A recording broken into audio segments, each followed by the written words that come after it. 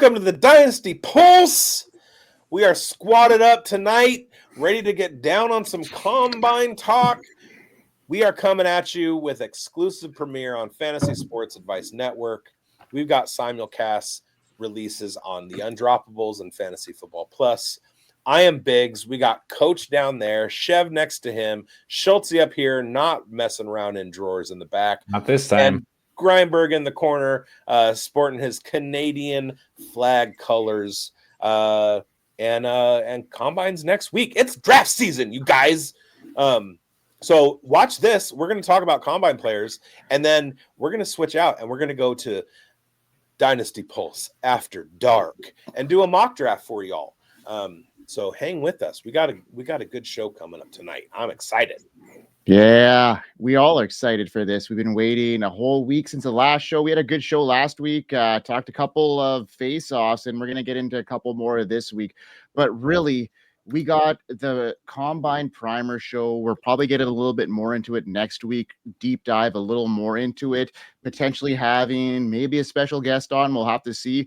But let's talk about the Primer this week. We each going to talk about one player in specific that we're got our eye on headed into the combine.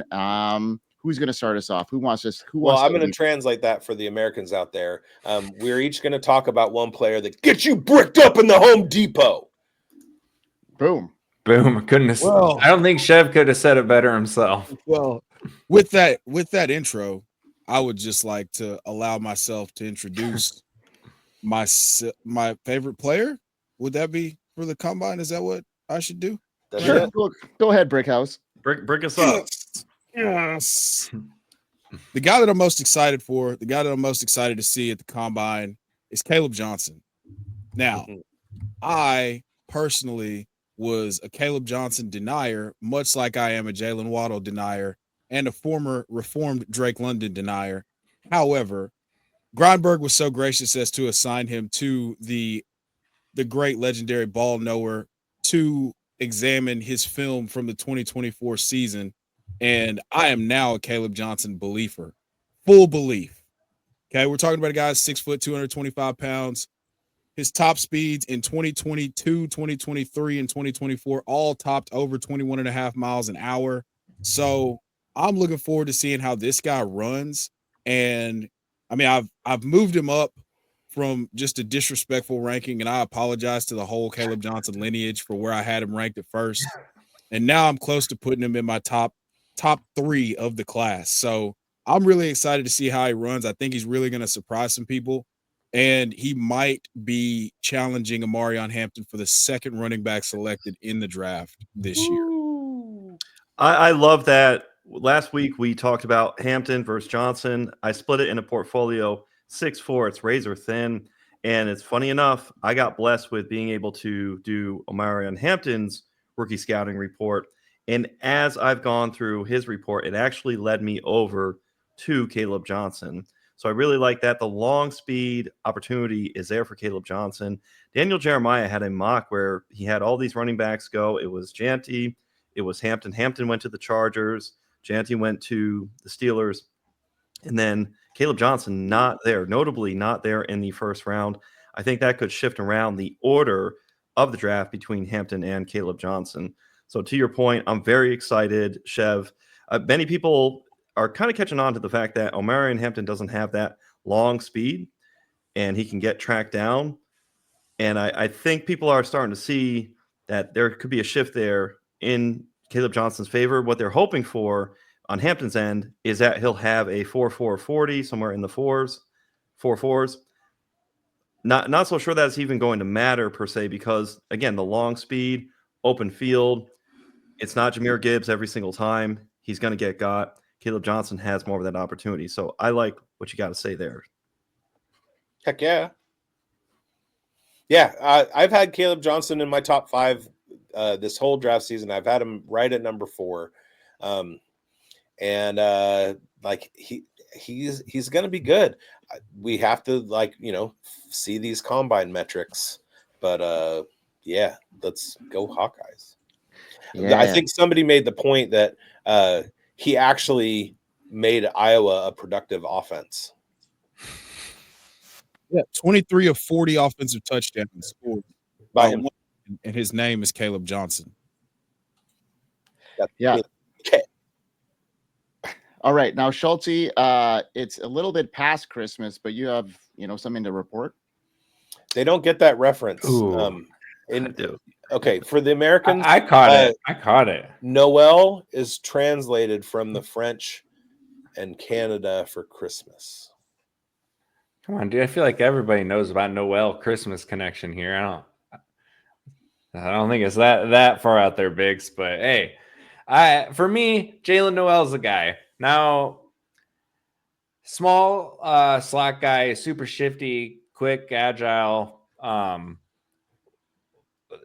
Combine's going to be pretty important as far as how far he can shoot up some teams' boards. And the things I look for from him, I'm intrigued by the 40. I've seen some people knock his deep speed. I'm not super concerned by it. When I watched him on film, maybe they just did a great job of getting him matched up, and it was always in the slot and just get him running right by people. And if it takes a little bit of scheming up for him, like that's fine. Like he's not, that's not his game to be like a deep threat, right? So I do want to see the 40 number to see where that's at. But I think more importantly, we're going to see the 10-yard split, 20-yard split, 3-cone shuttle, the tests that show us what this dude, where his juice is really at, right? And then from that, we're going to build on to an RAS score, and that's going to be very important for Jaylin Noel. So those are the numbers I'm looking for. Like I'm already sold on the guy. I think he's going to be a good receiver. But if we see some explosive like shuttle time, some 3-cone stuff, and then like his RAS score starts popping, he's going to be climbing even more. Yeah, I had a chance to not only watch him during the practice sessions at the Senior Bowl and in the Senior Bowl, but also interview him, and he was a super, super cool kid. He and Jaden Higgins, both the Cyclone brothers coming out. One of the things that just really popped off during the Senior Bowl practices was his route running ability. The dude has footwork for days.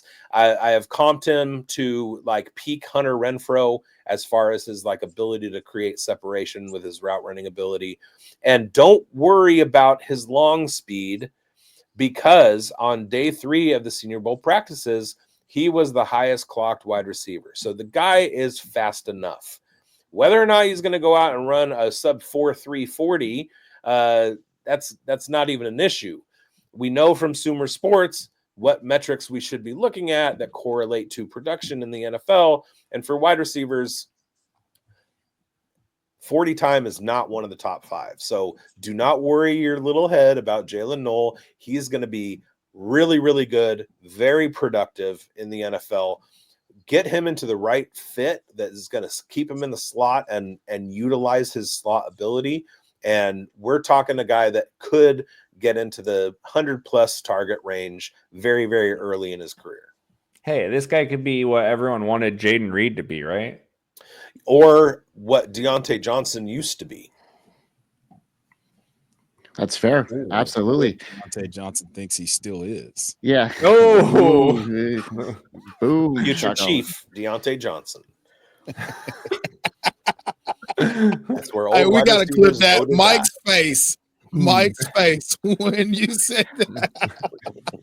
Oh, well. That was great. That was Greinberg, who are you watching?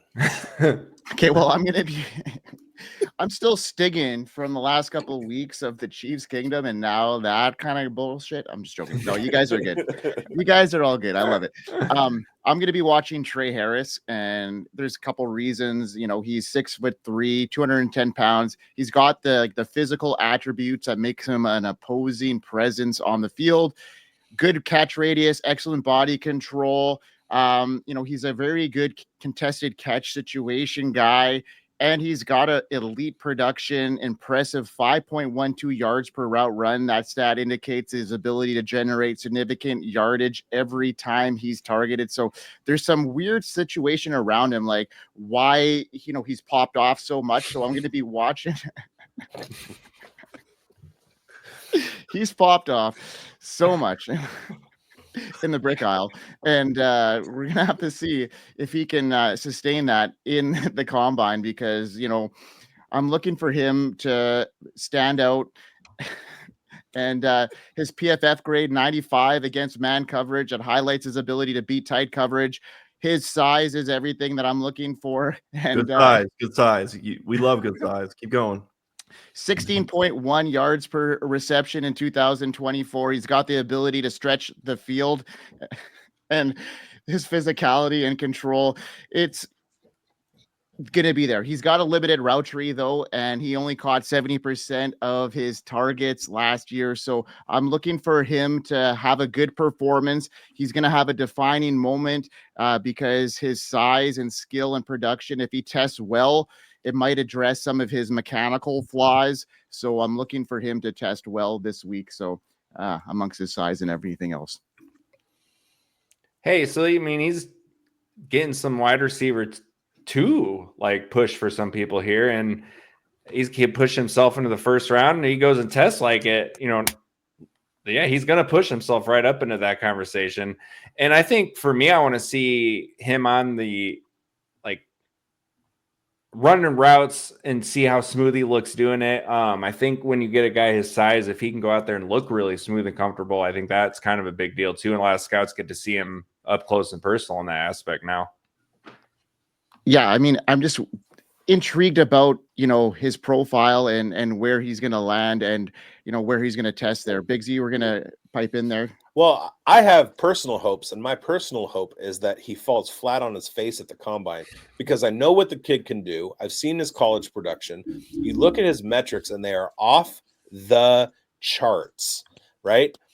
And he's got a great relationship with Jackson Dart, who I'm planting my flag that the Raiders are taking at the 6th spot. Jackson Dart played high school ball with Jackson Powers Johnson in high school in Utah, and he and Tre Harris are best friends, and they're doing their pre-combine preparation together in Southern California. I would love to see that trio on the field in the silver and black. For that to happen, Tre Harris needs to fall into the 2nd round, and I just don't see that happening. So that's my personal hope is it does. But love him. Yards per route run, absolutely. Like we're looking at unprecedented numbers, and there was one guy that helped him do that, and that was Jackson Dart. So the two of them on the same field in the NFL, I'd be pretty bricked up about that. Huge fantasy discount if he falls too at the combine, right? Like that too. Yeah.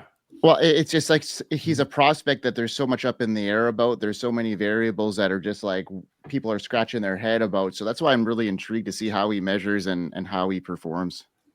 Great numbers versus man, 3 years of 900 receiving yards or more, just a huge target and just long length when he goes to just get up and get the ball. It's just so funny because between Dart, it's kind of like chicken or the egg. Is it the offense that supplied it? Is it the first read?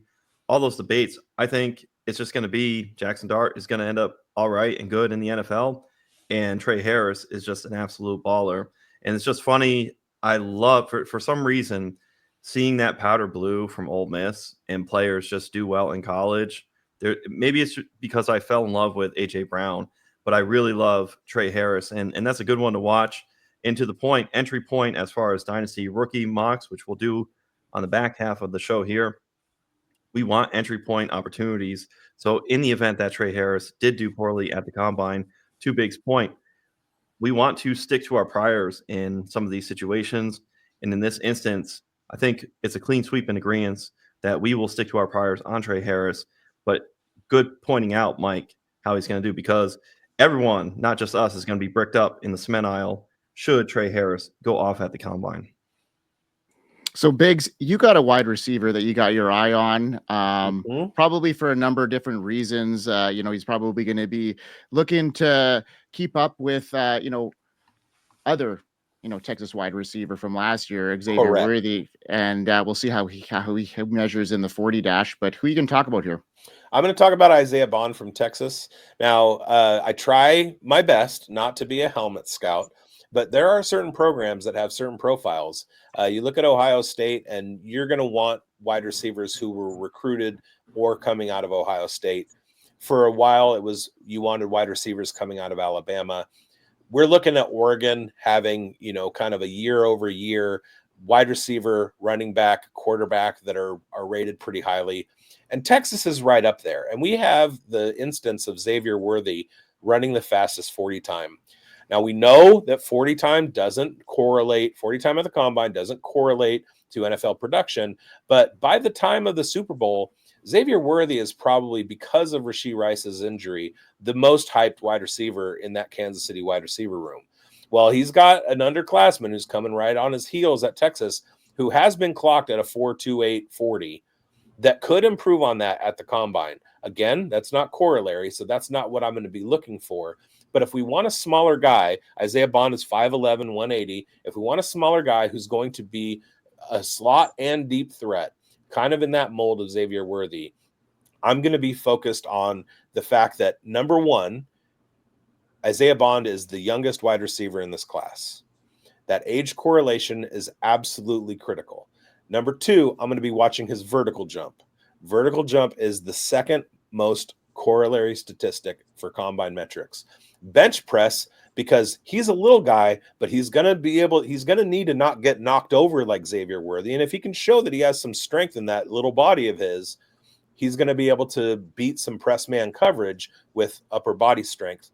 And then finally, the shuttle, because we need to know that he's going to be able to use footwork right off the line to break that press man coverage and create separation and get open. If he can put all those things together with the top line speed that we know that he has, Isaiah Bond could be a super good value in the second round of your rookie drafts.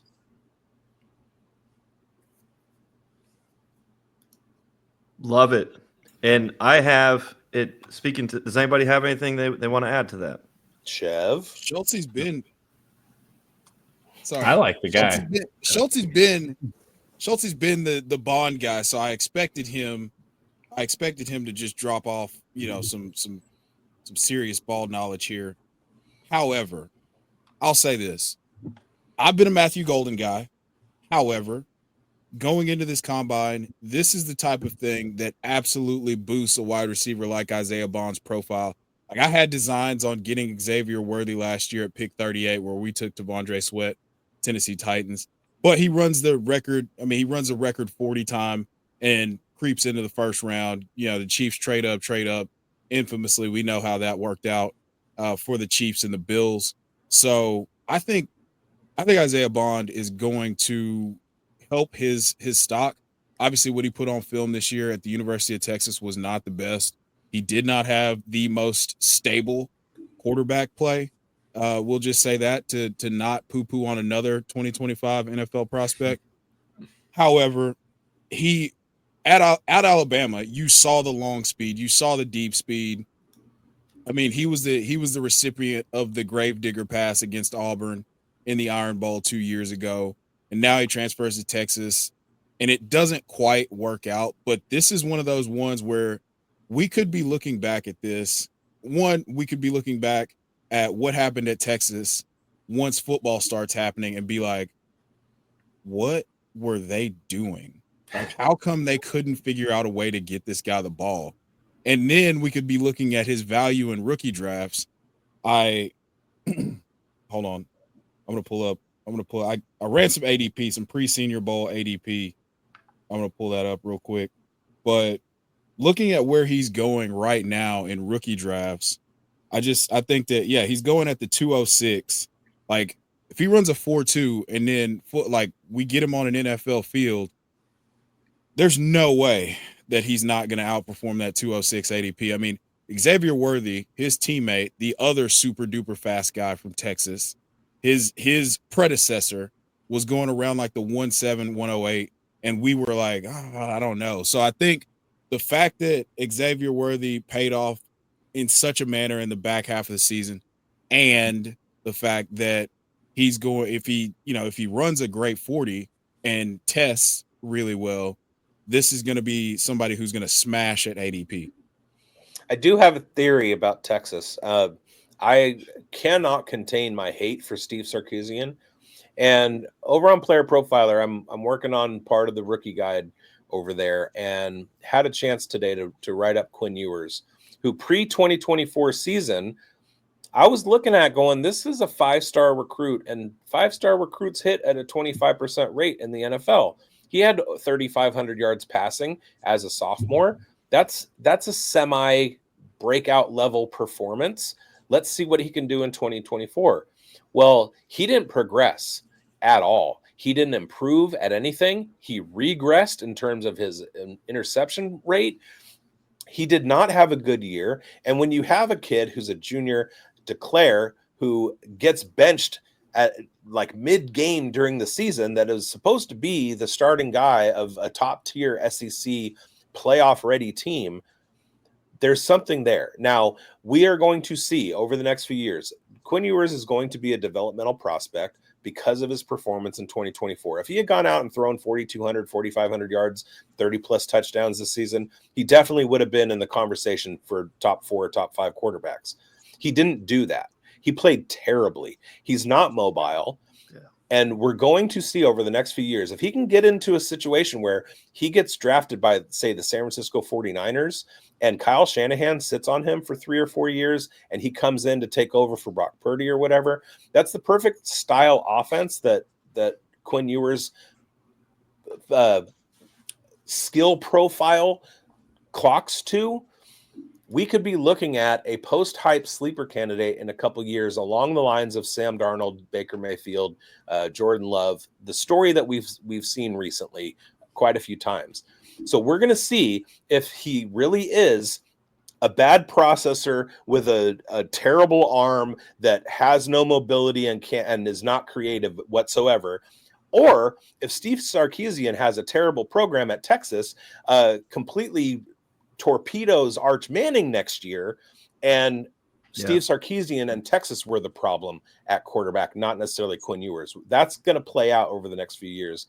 And I think that's one thing that we can look at with Isaiah Bond and Xavier Worthy to a certain extent too.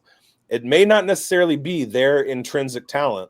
It may have been either Quinn Ewers or Steve Sarkisian or some combination of both of them. So I was not a huge Xavier Worthy guy last year. I'm trying not to repeat that mistake with Isaiah Bond, and the more I dig in, the more I like. Excellent. Well, for me, the guy that I'm looking at is Matthew Golden, his teammate at Texas. On NFL.com, Golden has a wide receiver next-gen stat score of 6.4, tied with Tedoroa McMillan. The only receiver ahead of them is Luther Burden. Golden, a 4-star prospect from 247 Sports. He started his college career at Houston, ended up in Texas his junior year. Not necessarily a linear path for Gordon, but things are looking pretty linear right now. Daniel Jeremiah has talked up Golden being the best wideout in the class and just mocked him to Buffalo at pick 30. That would be funny how we just talked about Worthy and what happened with the Chiefs and the Bills. And then, of course, we have the Bills just having the humility. I kind of think about what the Eagles did after missing out on Justin Jefferson and the Jalen Reagor mishap. They went out and just admitted with humility, let's go get our guy. They got A.J. Brown. Matthew Golden here, if he were to be a Bill, this would be phenomenal. On Underdog, has risen 4.2 spots in the last week and up 10 spots since late January. People are getting wise to him. In 2024, people tuned in to see Isaiah Bond on Saturdays just to have Matthew Golden impress them.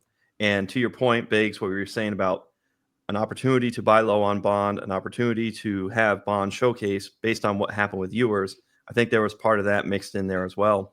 Golden in the SEC championship lost to Georgia, 8 for 162, a long reception of 50 yards. Recall college football playoff semifinal versus ASU.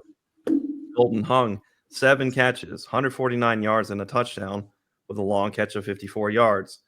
Golden to me looks like a fluid route runner. He has bounce in his step. He can break his route and turn on the ball, cut on a dime while bouncing off the turn and cut.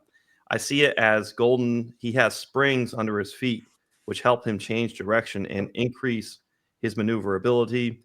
Add to that, Golden can catch the ball over the top with ease, which is impressive considering he's 6 feet and 195 pounds. Golden plays bigger than his frame. from PFF, Golden in 2024 was tied for 15th in deep catches and was 30th in deep yards. So for a guy who can blow up into top tier status, I will be closely watching Texas receiver Matthew Golden. Yeah, I mean, he's got some interesting metrics to him. Like you said, all those things are good for him. But, some of the things that I look for is like his yards per route run isn't off the charts whatsoever. He's got some of the things like his frame isn't that big either. So I think he's going to be tough against the press coverage. And he's got some, they said it on the Underground, the Dynasty show on the Undroppables Network. They have like, Adonai right Mitchell here on the Undroppables Network. Yeah, exactly. There's some real Adonai Mitchell vibes about him. Very similar to like Keon Mitchell, that kind of demographic. So like, yeah, you say the Bills, they'll do well with them, but they're going to be very specific in how they use this kind of wide receiver, in my opinion. And unless he can separate and do well against press coverage, he's going to have a hard time. And he fits in the kind of like that mid range where he's not that great there. So I'm going to be very skeptical of his profile, and people are going to overdraft him, like I mentioned on that show. And I'm right in with that take. The people are going to overdraft Matthew Golden because of all these things that you see. He's coming from that pedigree in Texas. So, I mean, I just see it that way. And I'm going to have very little shares of him moving forward because of that. That's why we are here. We are here because this is what we're doing. We're doing the work. We're doing the analysis. Let's talk real quick. And I've been like plugging this on every show that I've been doing pre-combine. Sumer Sports correlation at wide receiver to production in terms of their combine stats. Age is the number 1, vertical jump is number 2, bench is number 3, shuttle's number 4, broad jump is number 5, 3-cone is number 6. Those are the things that you, the viewer, should be focused on if you've got a guy that you're interested in, you want to see how he shakes out at the combine. Vert, bench, shuttle, broad jump. Those are the metrics that you want to be seeing your guy be in the top 3, top 4 of the wide receiver class. We drop down then to 3-cone drill, 40, height, and weight. Those things are not important as far as NFL production. You can be a smaller guy and still put up numbers. You can have a slower 40 time in the 4.5s, 4.6s as a wide receiver. As long as you're getting separation, you can still be productive as an NFL wide receiver. So it's those small space, the twitchy muscles, the agility, those kinds of things are the things that we're going to be looking at. And then the explosiveness to get away from people. And remember, these are kids. They are slight of build. They don't have man muscle yet, and they're going up against grown-ass men at the NFL at the NFL level at cornerback, guys that are 6 foot, 6'1". They have 20, 30 pounds on them. They still have the speed, but they've been in the weight room in NFL weight rooms for the last 3, 4, 5 years. Plus, they have the knowledge of the defense, all this stuff. It's a hard road to hoe for rookie wide receivers. These are kids going up against grown men. And when you're on the smaller side, it does take a little bit of extra athleticism to win. We'll see if Matthew Golden can do that. I like what you said about the Adonai Mitchell vibes. I missed that on the program. But I got the same vibes from Xavier Worthy last year. And that's kind of what I was saying before. I'm trying not to make that mistake again. I'm trying to figure out where I missed on Brian Thomas Jr. These are all the things that we're going in. And so we want the viewers to be paying attention to these things too, because after the combine, when you watch our shows and we're starting to tell you who popped off at the combine, and these are the metrics that did it, you're going to be in lockstep with us on who the values are, who's going to be overdrafted, all that stuff. Draft season is the best, baby. Hey, and you talked about Texas has a type. And then to Mike's and my points, you need 2 sides in a market. So the beauty is we can have that side now. And post-combine, we may be in alignment or still in disagreements. And then, of course, that can lay out in your rookie mocks and, of course, in the Dynasty leagues, which you play with. So it's very fun. This establishes 2 sides, and I love it. Yeah. Yep. I got to unmute myself. Phantasmal. It's phantasmal. I got to unmute myself before we get into the next segment here, where we're back into our face-offs. Now, last week we had 3 awesome face-offs, and now this week we're going to get into a couple more, and that is our Dynasty Rankings face-off, where we have a couple players that we're going to peg up against each other in a debate here, and I got a couple good probing ones here, and the probe is out, and I'm going to hit you up Probe again. me. We're going to get probed. Okay, so our first one here is Bucky Irving against James Cook, and these are 2 stars at the running back position who are closely ranked in Dynasty. They offer impressive upside, but different styles of play. Irving, the second year back from Tampa, the first onto the scene his rookie year, RB16, even cracking the top 10 in fantasy points after the Bucks 12 bye. He's been elusive. He's been great. And then you talk about the other side of the ball, and that is James Cook.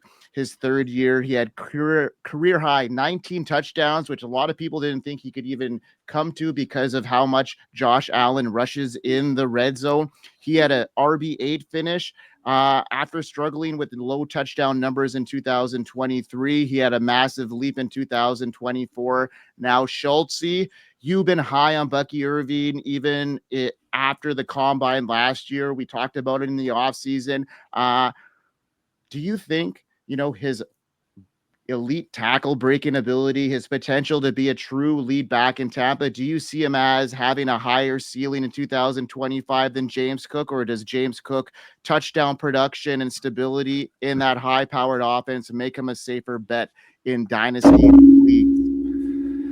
So I think it's the perfect way to frame this. Like, you got James Cook, who's in this high-powered offense, and look, some of the concern going in for me personally was, well, Josh Allen's going to run in for a bazillion touchdowns, and like, is this sustainable for James Cook? And he blew that right out of the water, right? But the touchdown mark, probably not sustainable. I'm sure that's going to regress some, right? He's still going to put up some numbers. He was 8th in PPR leagues this year, 16.7 points per game. And Bucky was 13th in full PPR, 14.4 points per game. So we're giving the edge to Cook on this season, scoring a little bit.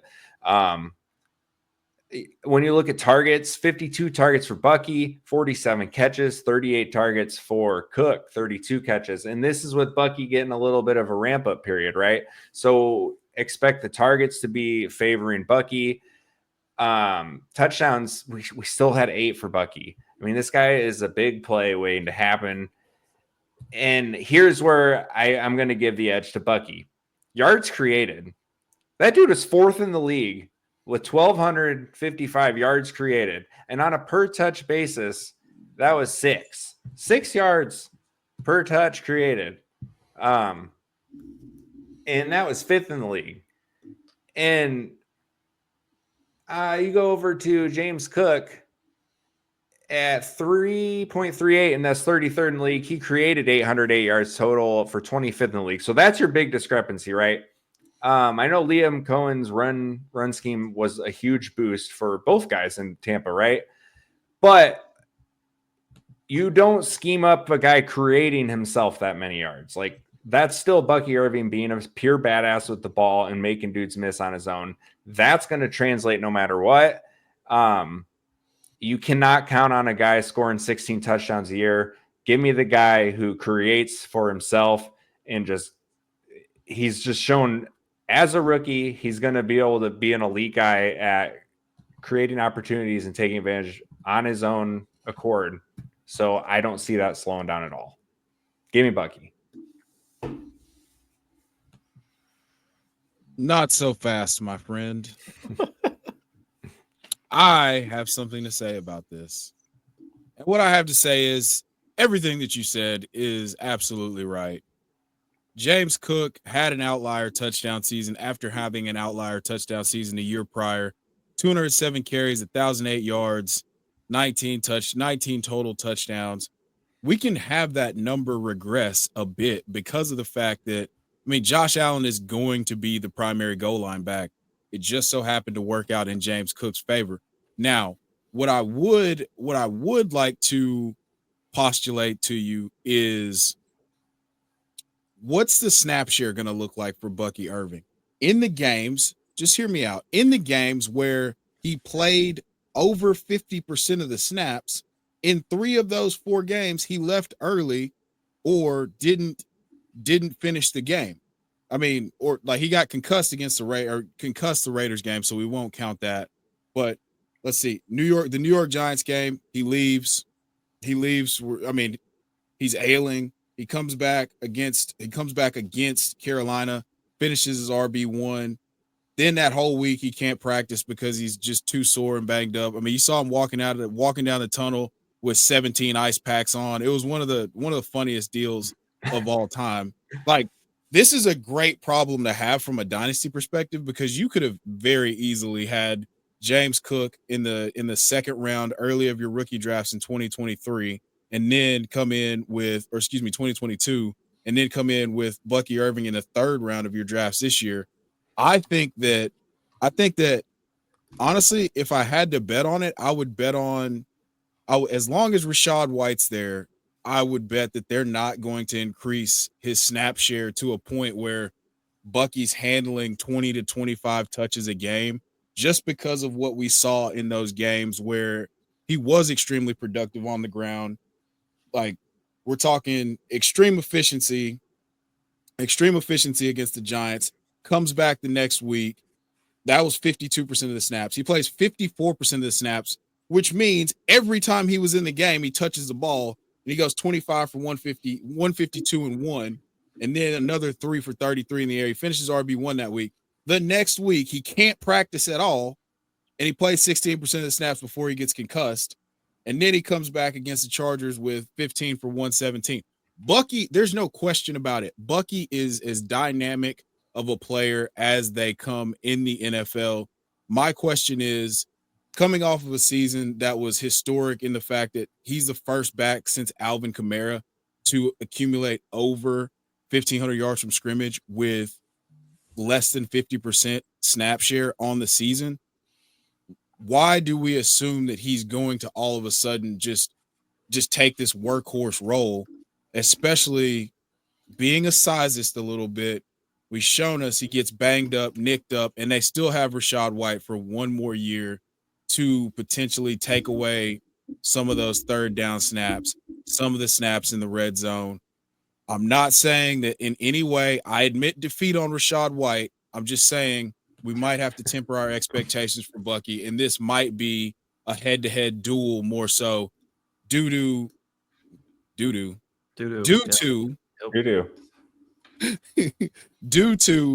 regression to the mean for James Cook, but also the lack of a step forward in total touches for Bucky Irving.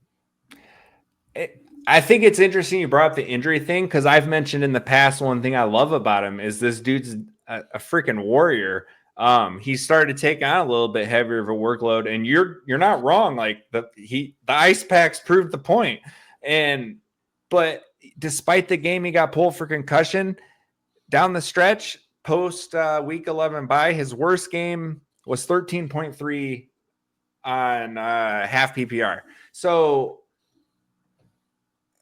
he's fighting through it. He's on the field. He misses practice fine, but he's not a guy who's letting it impact the bottom line. Okay. No, I mean, like I said, I think I have admitted defeat on the whole Bucky Rachaad White thing. Bucky is tremendous. I just think that we might have to temper our expectations for him being a 70% snap share guy. We could be in for a Devon Achane style 2025 where he was incredible from on a per game basis, but the efficiency declined in an alarming way. But we made up for it with incredible pass catching volume. So that's where the point of that was to say, maybe, just maybe, he doesn't take that full step forward into being a full-time bell cow, and that allows me a little bit of room to still be on the James Cook side. Totally fair, because the market on him is already taking that step for him, right? Yeah, 100%. So, yeah, it's a fair point. Look, everybody's bricked up in the cement. The cement aisle is full for Bucky Irving. No more room. No more room whatsoever. All right. Hey, funny enough, you can go. You're between Cook and Irving in some underdog drafts. You could go towards you get James Cook, you don't come away with Irving. Go a little bit later, slide down, and get some Rashad White, and then you got a blackjack split opportunity for a backfield. And you guys are just assuming that, the Bills offense stays the exact same. Ray Davis is emerging. He was looking good, and you can't count out them drafting a running back in such a deep class that could easily bring in some talent into that running back room that could really, compete for some touches there. So a lot of variables there. I like the discussion. Now let's move on to a couple of tight ends that I'm really intrigued to hearing a couple of your opinions on it, especially Biggs, because he was at the combine. He saw Elijah Arroyo, and he's Senior looking Bowl. at the Senior Bowl, and he saw Elijah Arroyo. He saw Fannin. So let's talk about these two guys, and they're going head to head right now in the rankings a little bit. Two tight ends with intriguing potential. They both have set of strengths and improvements that needed. Fannin, 6'4", 245 pounds. He's not huge, but he's got the ability to stretch the field with the deep routes, excellent with run after the catch. He's got some good tracking ability. On the other hand, Arroyo is, very similar in size too, but they offer a solid mix of versatile route running and solid hands. They're both athletic. So I'm going to bring this one on to, let's say, Coach. Let's talk to you here. With Fannin's elite rather than athletic score and ability to separate versus Arroyo's vertical prowess and impressive hands, who's got the highest dynasty ceiling, or is it landing spot, potential here? Mike, thank you for asking me this question, because I love some tight ends. Give me Harold Fannin Jr., 6'4", 230. Nope. 20 and a half years old. Elijah Arroyo, 6'4", 245, a little bit more size on him, 21.8 years old. Where Fannin has the edge in 2024 stats: receptions, 117 to 35. Receiving yards, 1555 to 590. 10 touchdowns to Arroyo, 7. Arroyo did have an average yards per reception of 16.9, greater than Harold Fannin's 13.3. But when you consider the volume that Harold Fannin Jr. was able to repeatedly produce, it actually, I don't take that so much in Elijah Arroyo's favor over Harold Fannin Jr. Fannin Jr. first in yards per route run versus Arroyo's 9th. PFF receiving grade, Harold Fannin Jr. ranked first to Arroyo's 8th. Give me Harold Fannin Jr. He put it on wax for college production. He tested best on the Zebra score at the Senior Bowl. The Zebra score tracks speed, which Fannin had 0.4 miles per hour advantage on Arroyo. So it's a little closer there. For explosive efforts, though, being tracked, you see Fannin Jr. had 81 to Arroyo's 40. Fannin Jr. had the edge in max acceleration and deceleration. So talking about getting in and out of your cuts, it's something that you really like to see. I debated back and forth tonight for Combine, Fannin Jr. and Matthew Golden, and I knew we would talk about Harold Fannin, so I wanted to split something different. Tyler Warren, and Colson Loveland, they have the better blocking reputation than Harold Fannin Jr., but Arroyo doesn't necessarily have the stats, the good stats in the stat book compared to what Harold Fannin Jr. has done. So give me Harold Fannin Jr. as tight end 3 over Elijah Arroyo. We love what Elijah Arroyo has done. Of course, we will monitor and see landing spots. Landing spots matter. I love the Broncos as an opportunity, the Cincinnati Bengals. So we could be telling ourselves some different narratives and stories post NFL draft. But for now, give me Harold Fannin Jr. What do you got to say to that, Chev? Well, first and foremost, was it Biggs or Chev? Biggs. But I would like to say that Harold Fannin Jr., per our boy Trevor Seal, I would like to point out the fact that Harold Fannin Jr. had the highest PFF run blocking grade out of all of the draft eligible tight ends in the 2025 NFL draft class. Biggs, take it away. He's a dog. All right. I'm talking about Sumer Sports Combine correlation at the tight end position. The single most important corollary is the 40 time. We know that Harold Fannin Jr. is faster than Elijah Arroyo. the negative correlations, meaning these metrics correlate to worse production at the NFL level at tight end. Height and weight are the most negative corollary. I don't know where you guys were getting your numbers from, but Harold Fannin Jr. is 6'3", 238. Every other tight end in the top 5 is at least 6'4" or 6'5", including Arroyo. All of them are 250, except for Loveland is also 238. So when we want smaller tight ends who are more athletic, we're getting that from Harold Fannin Jr., not from Elijah Arroyo. Elijah Arroyo was a great story at the Senior Bowl because he came out of nowhere and people were like, how does this guy at 6'4", 250 that we haven't really seen a whole lot on come out and show his athleticism? But Harold Fannin Jr. is the class of this tight end rookie class. I'm a big Tyler Warren believer, but he's going to have to show out some super incredible athleticism if he wants to overcome how big he is. It's no longer a time for 100 targets to a tight end that is 6'5" and 250 pounds. Those days are gone if they ever existed in the first place. We want guys who are sub 6'4", sub 240 pounds that can run and are athletic, and that's Harold Fannin Jr. He's the most athletic tight end in the class, and he put it on film. I have a feeling he is going to go out and his combine metrics in the 40-time broad jump, vertical, and 3-cone are going to be the best of the tight end class, and he will run away with my tight end 1. That hasn't happened yet, but I can see it happening very easily. And this is just kind of like a good scenario to really temper your expectations after seeing somebody just perform well out of nowhere. You know what I mean? Like how Arroyo did at the Senior Bowl. People are going to have that kind of in the moment kind of bias, and now we're tempering our expectations and coming back to reality, and that's why I kind of put this question on the show sheet, and it was great Discord here. Awesome, guys. Let's move on to our last face off, and this is a good one here. This one will be quick. This one will be quick. You think so, hey? Because it's Brian Thomas Jr. versus Nico Collins. And, you know, Brian Thomas Jr., he had a great rookie season. He finished as a wide receiver 4 overall, wide receiver 9 in points per game. He averaged 18.5 PPR points per game. You know, he was 31% target share, and in his final 7 games, he was just elite. And now he gets a new offensive coordinator. Offensive head coach in Liam Cohen in 2025. So, you know, there's signs are pointing up for Brian Thomas Jr. after an incredible rookie season. And then you got Nico Collins, who finished really good in wide receiver, 6 points per game, even though he missed 4 games. He led the Texans passing attack, 2.86 yards per route run.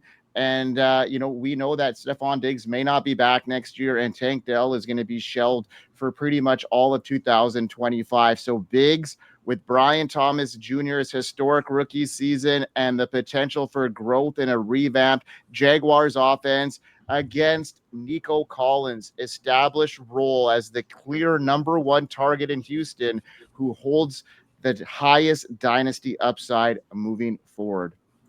I'm trading my Nico Collins for your Brian Thomas Jr. I'm breaking my fingers smashing that offer. I don't know how this even kind of climbs into the debate or as a debate. Most of the platforms have them ranked right next to each other. There's more separation at Dynasty Process, which I agree with.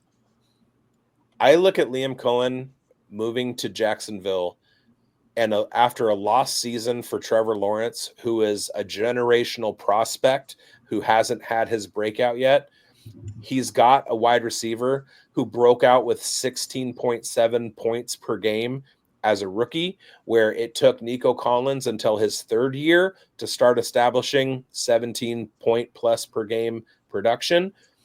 That's intrinsic in Brian Thomas Jr. That took some getting used to for Nico Collins. Nico Collins has 4 years on Brian Thomas Jr. at this point. 3 years. He's three years older than him or whatever.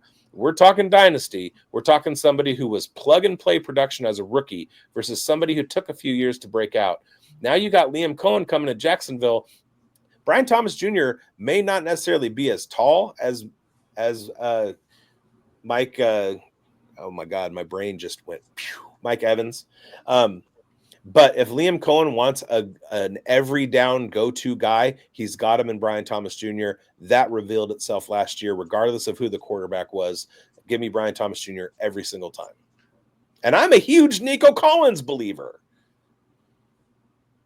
Yeah, that is crazy to me for you to just say that just like it was a no-brainer for you, Biggs. That was it was a probing question for you to kind of, pique your interest. And you were trying to challenge me. I was. And yeah, I mean, Nico Collins is in a situation here. He's tied to CJ Stroud. And, I mean, that's kind of like being tied to Aiden O'Connell, if we're being honest.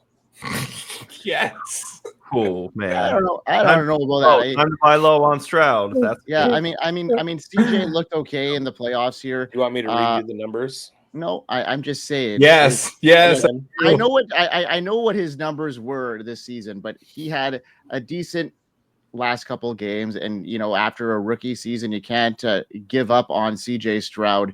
And I haven't given up on CJ Stroud, and I love me some Aiden O'Connell. I'm just saying.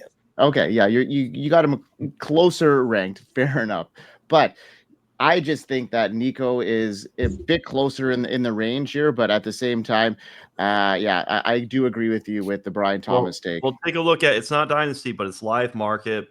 Nico Collins, 8 overall, wide receiver 5 on Underdog. Brian Thomas, 10 overall, wide receiver 7. So they are that close. They're in that tier. And everywhere but sleeper.